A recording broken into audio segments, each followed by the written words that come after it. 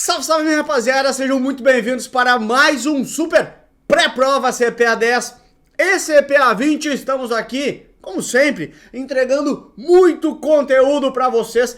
Olha só que loucura, né? Não existiam pré-provas e nós já estamos na 42ª edição só de CPA 10 e CPA 20. De C já tem bem mais que eu comecei a fazer antes dos pré-provas CPA 10 e CPA 20. Tudo isso para entregar um conteúdo literalmente na porta da prova, entregar muita proximidade. Vamos lembrar que é bem importante. O que é um pré-prova, né? Um pré-prova que foi algo que eu criei, né? Eu acho tão legal isso. Pré-prova, a grande ideia é te entregar tudo o que aconteceu na semana anterior.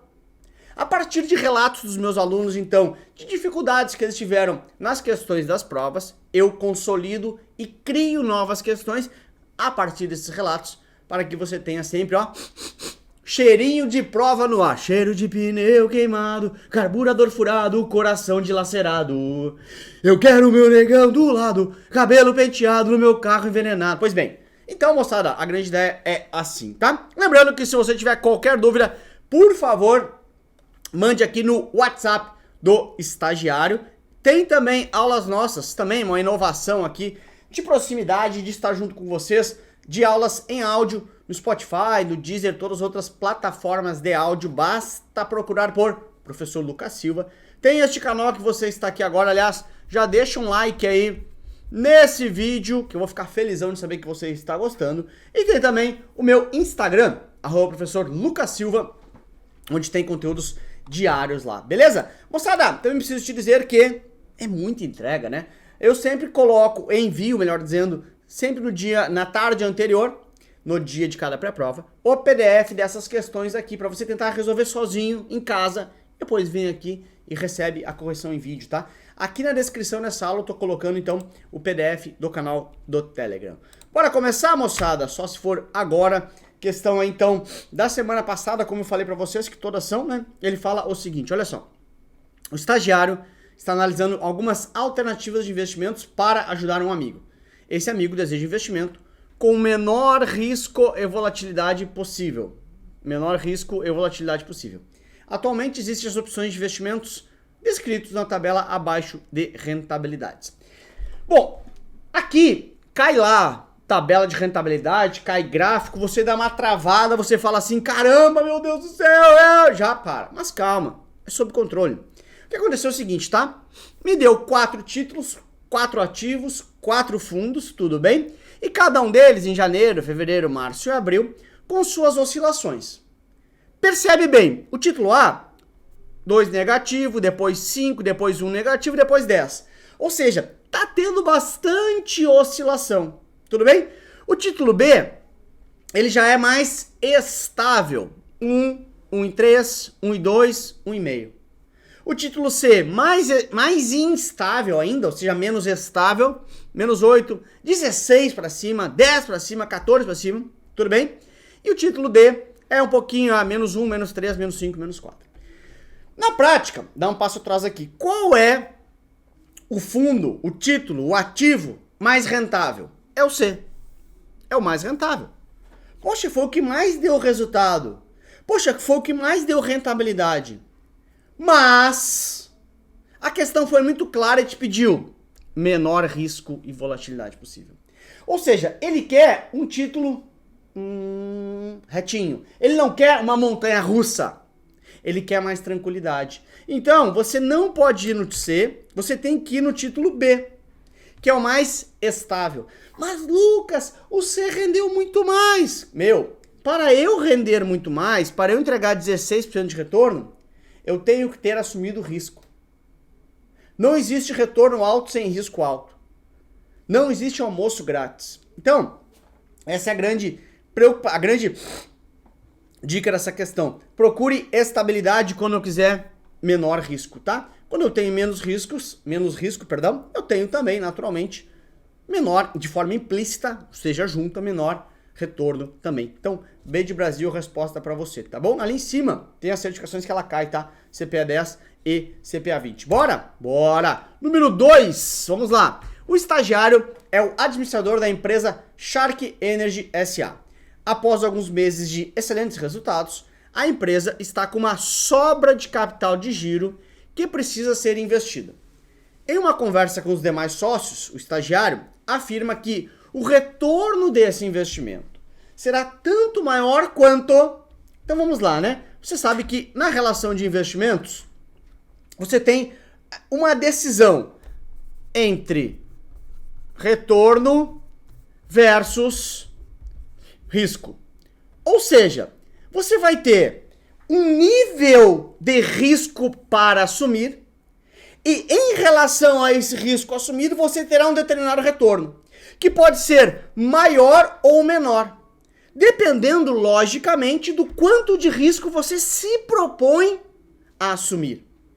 Essa é a grande ideia, porque, como eu falei ali antes, não existe almoço grátis. Ou seja, quanto mais risco você assumir, de forma implícita, também tem que estar junto mais retorno. Senão, você não aceitaria risco se não tivesse junto implícito possibilidade de retorno. Então, na prática, quanto maior o risco, maior o retorno exigido. É retorno garantido? Não. Mas é retorno exigido. É retorno que você pede. Afinal, você assumiu risco. Afinal, você está mais exposto. Portanto, tem que ter uma expectativa de ter mais retorno também. E ele fala o seguinte, olha só, tá? O retorno será tanto maior quanto... Letra A. Menor for o prazo da aplicação. Uma aplicação por um prazo menor, quanto menor o prazo, menor o risco. Porque se eu fizer uma aplicação por 20 dias, eu tenho 20 dias de risco. Em contrapartida, uma aplicação por um ano, por um ano, você tem um ano de risco. Então, quanto maior o prazo, maior a incerteza do que vai acontecer no mundo, com você. Então, quanto maior o prazo, maior o risco.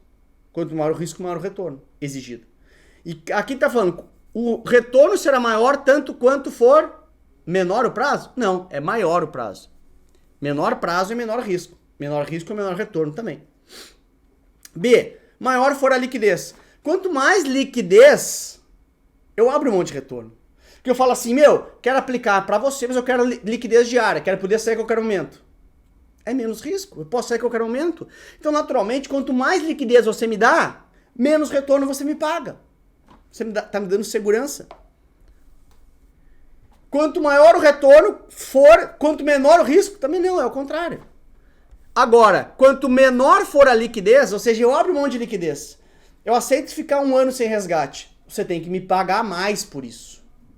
Porque você está tendo segurança nesse momento, né? Quando você pega meu dinheiro emprestado por um ano sem liquidez. Então, letra D de dada a resposta para você. Beleza? Quanto menos liquidez, mais retorno eu tenho. Porque eu estou abrindo mão de liquidez. Então eu tenho que ter juros, tem que ter remuneração, tem que ter recebimento. Tá? Bora lá, questão de CPA 20, ó. Galera do CPA 10, tira uma folga agora. Não é para sair da aula, fica aí, tô de olho. O estagiário está em dúvidas entre 4 fundos para aplicação de um recurso. Ele deseja uma aplicação atrelada ao CDI. Ele deveria optar por... Aí você tem 4 fundos e o tracking error desses fundos, tá? Vamos pegar aqui, né? Deixa eu falar sobre tracking error, ó. Tracking error. Ó, tracking é faixa, na faixa, né? Erro de faixa, erro do que eu quero. Eu tenho uma faixa de uma rodovia. Se eu andar sempre na faixa certa, aqui é um carro, suponhamos, eu não estou errando. Qual é o meu objetivo? Andar na faixa certa. Tracking error, ou seja, erro de faixa. Como assim, Lucas? O que tem a ver fundo com um carro? Assim como eu no carro tenho que andar na faixa certa, um fundo que é atrelado a alguém, um CDI, por exemplo, tem que andar sempre perto do CDI. E um fundo que tem tracking error baixo é um fundo que anda na faixa certa, ou seja, ele erra pouco. Ou seja, não tem desvio de faixa. Se eu me propus a seguir o CDI e tenho tracking error zero de erro, Zero de erro. Portanto, estou fazendo exatamente o que eu imaginei. Essa é a ideia. Ok? Então, o que você tem que entender é, fundos com alto tracking error são fundos que andam diferente do que ele imaginava. Não quer dizer que ele rende mais, nem que rende menos. Mas quer dizer que estou fazendo algo diferente do que eu me propus. Então, quanto maior o tracking error, mais alto o erro. De novo, não quer dizer que rende mais ou menos. Mas quer dizer que, o que é a ideia dele? Ser atrelado ao CDI. Quanto mais tracking error, mais eu erro nesse objetivo. Então, qual fundo eu deveria comprar? Deveria comprar o menor tracking error possível. Porque esse fundo aqui erra só um. Ou seja, ele é o fundo mais aderente ao objetivo. Ele é o fundo que mais entrega aquilo que ele se propôs a entregar. Ele é o fundo que mais entrega aquilo que ele se comprometeu a entregar.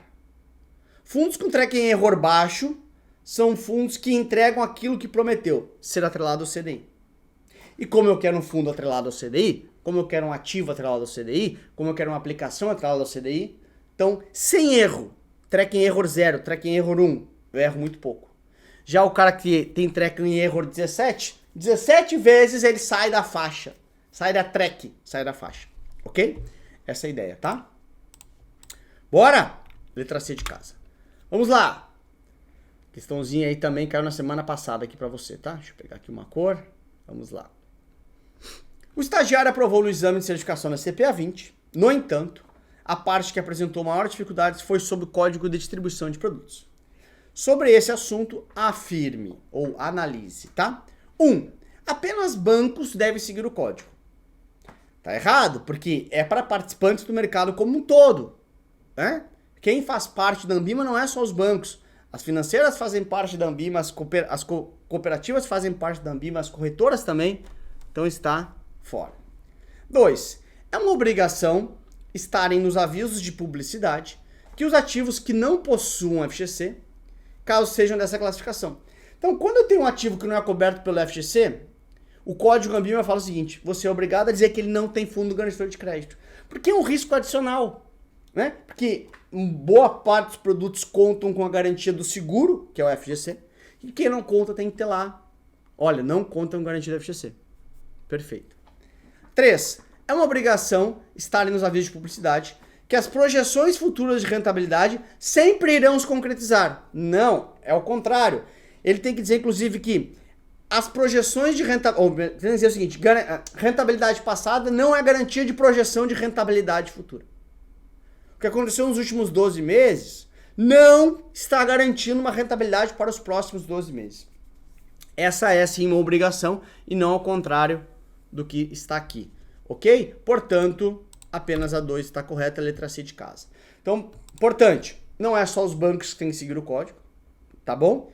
E 3, eu tenho que avisar que, na verdade, rentabilidade passada não é garantia de rentabilidade futura. Beleza?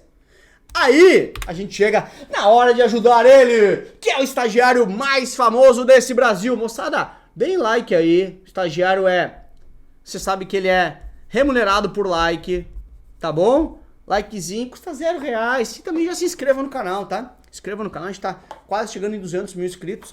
Quando eu fiz 100 mil inscritos, eu fiz essa tatuagem aqui. Aqui, ó, 100k, não sei se vai dar pra ver ou não. Ou mais ou menos aqui, ó. Tem 100k inscritos, 100 mil.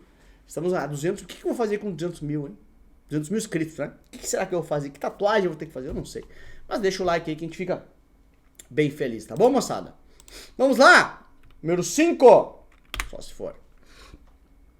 O estagiário está decidindo alocar seus recursos em um ativo que seja indexado. Indexado é atrelado à taxa Selic. Ele deveria optar por um quê? Por quem? Olha só, moçada, atrelado, grudado, indexado, vai seguir a taxa Selic. E aí a gente tem basicamente o seguinte, deixa eu pegar aqui uma folha em branco para te ajudar no macete de prova, tá? 2 títulos públicos, tá? Ó, LTN e LFT. Olha só. Para você não esquecer nunca mais, você tem que olhar essa letra aqui, ó, que é o T, tá?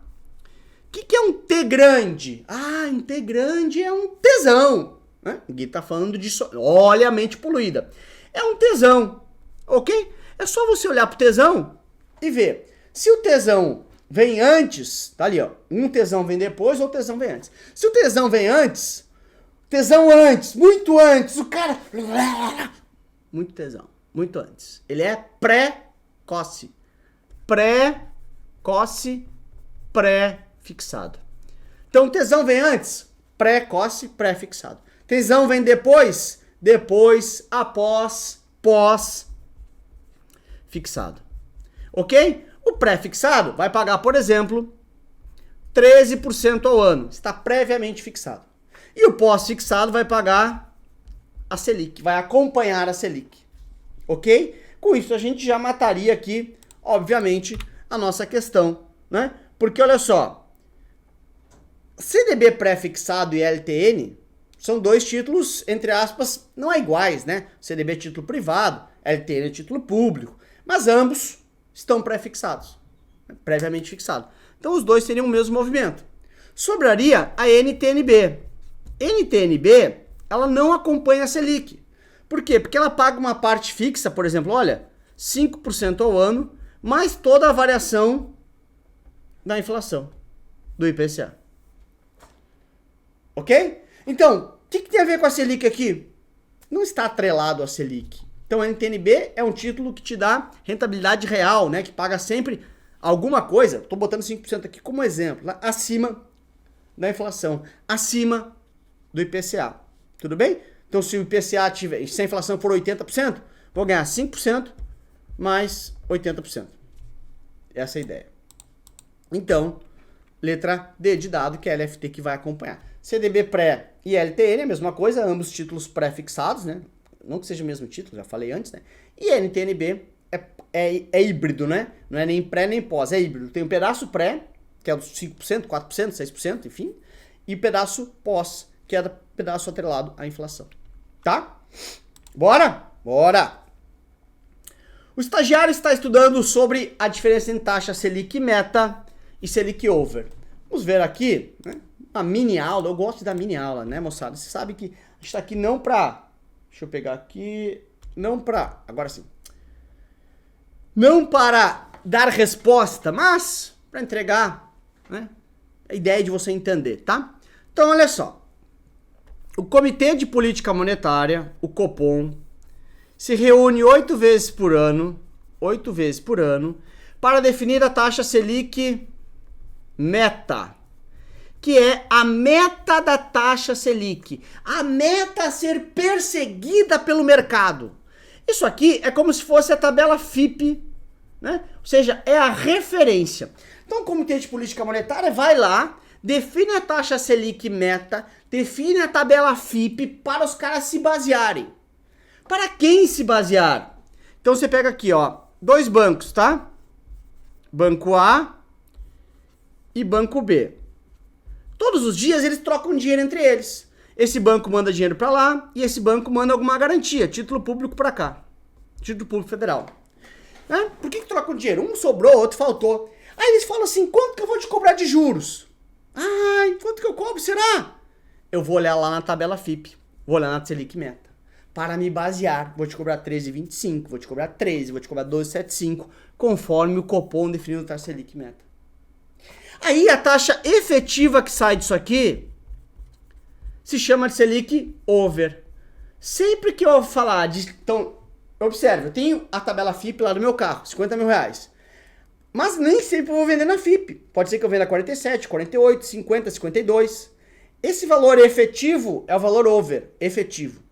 E a minha referência é a tabela FIPE. A Selic meta é a referência. E a Selic over é a de fato o que aconteceu no mercado. Essa é a ideia. Ok? Então, over é sempre efetiva. Então, vamos lá. É a nossa taxa de baixo para cima. Letra A. É a nossa taxa básica de juros. É, porque ela é a base, é a referência. Determinada pela CVM. Não. É a taxa utilizada como referência para outras taxas do mercado, como o IPCA. Não, IPCA é inflação. Ok? Tá fora. Vamos ver. C. Selic meta é a nossa taxa básica de juros, tá certo? Sendo referência para empréstimos e financiamentos, tá certo? Que é a referência, a tabela FIP. Sendo determinada pelo CMN. Não! O CMN, determina a meta de inflação. É outra coisa. Sobra D de dado. Selic meta é determinada pelo Copom. É a nossa taxa básica de juros. E a over é a taxa média das operações entre bancos com lastro em títulos públicos. Portanto, letra D de dado é a resposta para você. Beleza? Bora, artilheiro. 7. O estagiário é um investidor no mercado de derivativos e faz algumas afirmações sobre o mercado futuro. Vou pegar aqui. Folha em branco, né? De branco agora. Branco. Então vamos lá, tá? Mercado futuro, que é um derivativo. Mercado futuro é uma forma de prever preço futuro de commodities, né? Soja, por exemplo, milho, índices como Ibovespa, dólar, etc. Tá? Então o que você quer é prever um preço futuro, ganhar com um preço futuro de alguma coisa. Esses contratos que são derivativos, ó, futuro começa com FUT, né? FUT, você lembra de futebol. Futebol é padrão? Sim, é padrão. Padrão FIFA, lembra? Ah, que padrão FIFA. Né? 11 pessoas para cada lado, homem e mulher, enfim, né? 11 pessoas para cada lado, todos com a mesma cor de camiseta. O goleiro tem uma camiseta diferente, o juiz anda de amarelo, normalmente preto, sei lá, mas tem um padrão. Você joga por 45 mais 45, ganha quem fizer mais gols, tudo padronizado. Então o mercado futuro, futebol, lembra de futuro. É tudo padronizado. Então o mercado futuro ele é 100% padronizado. Também tem o que chama de ajuste diário. Diariamente ele faz ajustes positivos ou negativos na sua conta. Então vamos supor, nossa, você comprou como base lá, né, como, digamos assim, parâmetro a R$100. No final, o contrato estava a 120. Ganhou 20? Ganhou. Mas o que acontece? Ao invés de dar uma paulada de 20 lá para quem perdeu os 20, que são dos dois lados, né? Então se eu ganhei 20, alguém perdeu 20. Né? Tipo uma aposta. Se alguém perdeu 20, esse alguém não paga 20 lá no final. Esse alguém vai pagando R$1 por dia, vamos supor, R$2 por dia, até chegar nos 20. Então tem, chama de ajuste diário, diariamente ajustando as posições. Tudo bem? Vamos ver a nossa pergunta então? Fala o seguinte, tá? Existe um mecanismo de ajuste diário, perfeito, diariamente ajustando as posições. Isso evita o que chama de risco de contraparte, risco da outra parte não entregar aquilo que prometeu, beleza? 2. Não existe obrigação de depósito de margem de garantia. É mentira, porque ele é derivativo, você está exposto.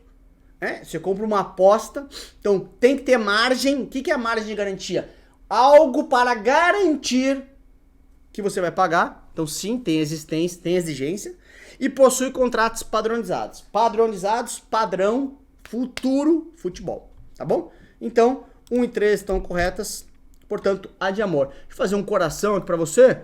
A de amor, B de baixinho, C de coração. Tá bom? Hoje eu tô muito cantor nessa aula, né? Quantos likes merece a minha cantoria? Nenhuma, né? Mas vamos lá.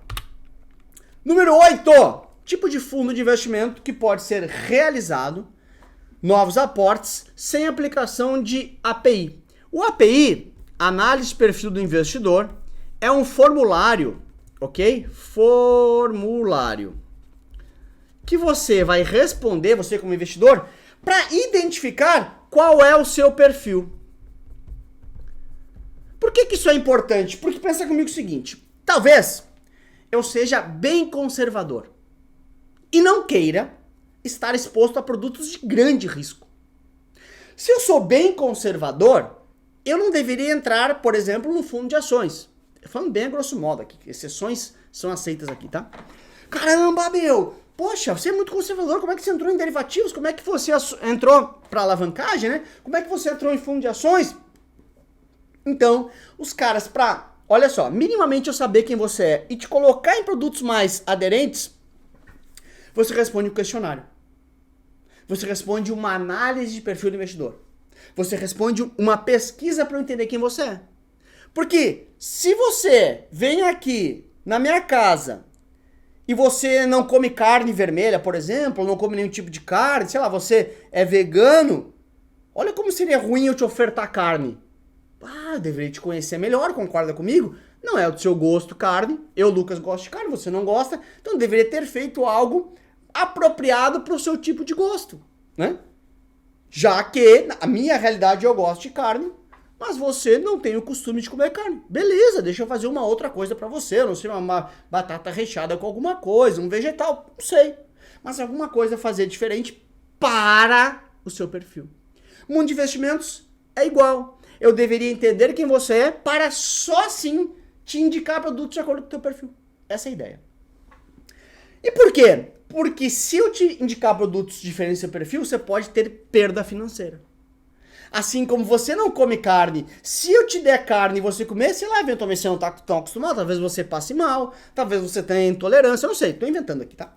Igual no mercado de investimentos. Nossa, eu vou te botar para correr risco se você é conservador? Não. Então é obrigatório você preencher o API para eu entender o seu risco.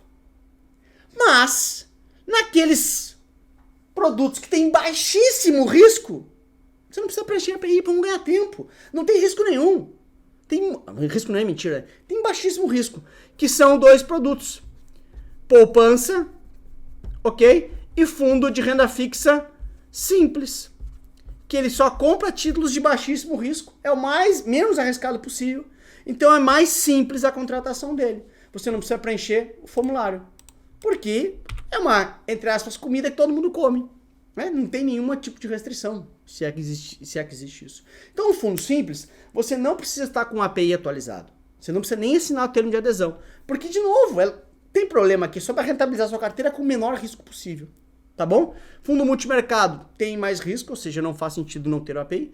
Fundo de renda fixa tradicional também tem que ter o API. E referenciado também. Referenciado é uma família do renda fixa, aliás. Beleza, moçada? Então, para finalizar, deixa eu te falar que a gente está com inscrições abertas até o final desse mês no MBA em Banking e Investment Advisor. Aqui embaixo, na descrição dessa aula, eu estou colocando o link para você fazer parte desse MBA. Um MBA totalmente diferente, um MBA voltado na prática, um MBA feito por profissionais de mercado, para profissionais do mercado. Não é um MBA que você faz para pegar um diploma e pendurar na parede.